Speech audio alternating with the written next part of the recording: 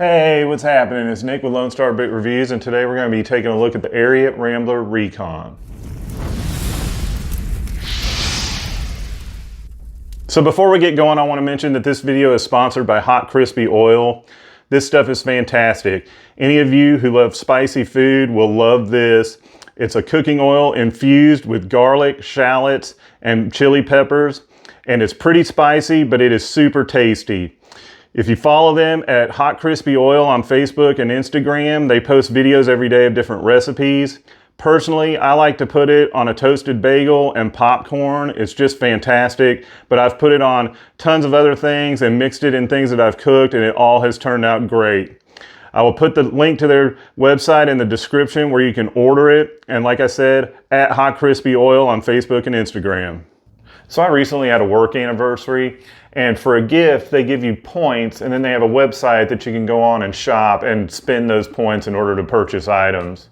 And I looked around for about 3 days trying to find something I wanted. They had a lot of watches that were nice and various household items. And then it dawned on me, why don't I search for cowboy boots? And the only pair that popped up was a very interesting looking boot to me. It's from Ariat, but it looks a lot like a Red Wing Heritage boot with the wedge sole on it and the kind of reddish brown leather.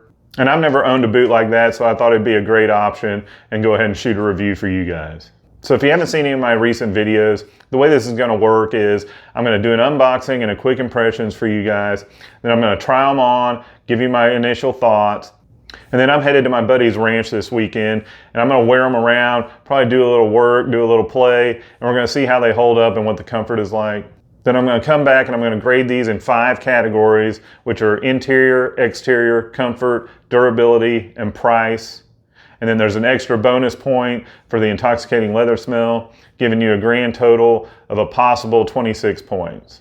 Now with all that being said, what do you say we check them out?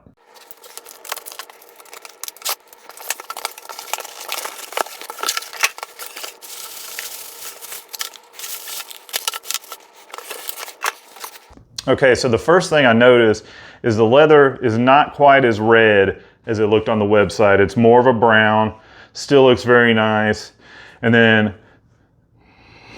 there is absolutely no leather smell coming off of this, like none, which is surprising because it is a leather boot, cowhide.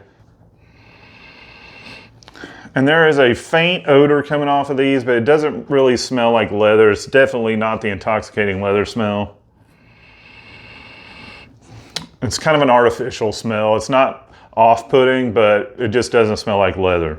So as you can see, this is a square toe boot, which is different than a Red Wing would be. But it is an oil tan leather like a Red Wing, and it has a wedge polyurethane sole on it. It's a single stitch welt.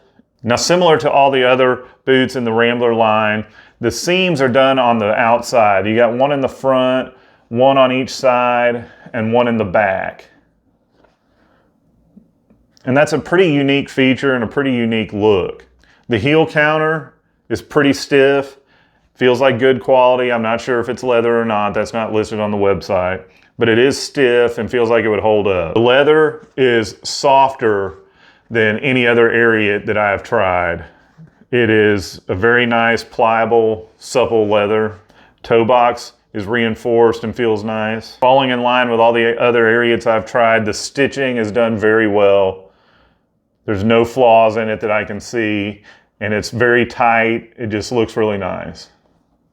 Now on the interior, the shaft is not lined at all. It's just rough out on the inside, but it's really soft, and I think it's gonna feel really nice. And that coupled with the seams being on the outside, I don't think there's gonna be any discomfort. Now the foot is cloth lined all the way through, so the rough out leather stops right about here at your ankle. I'm not sure what the model of this insole is. It says Ariat All Day Cushioning, but there is no gel on it. This is all foam.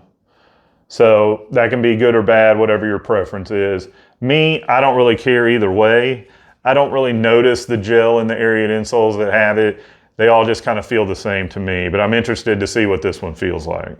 Now the other boot, you know, it's exactly the same, but I don't see any flaws in it either. It looks very well done.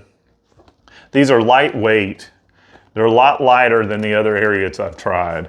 And I think that has to do with the polyurethane sole. So I'm curious to see in the long run how this crepe sole holds up.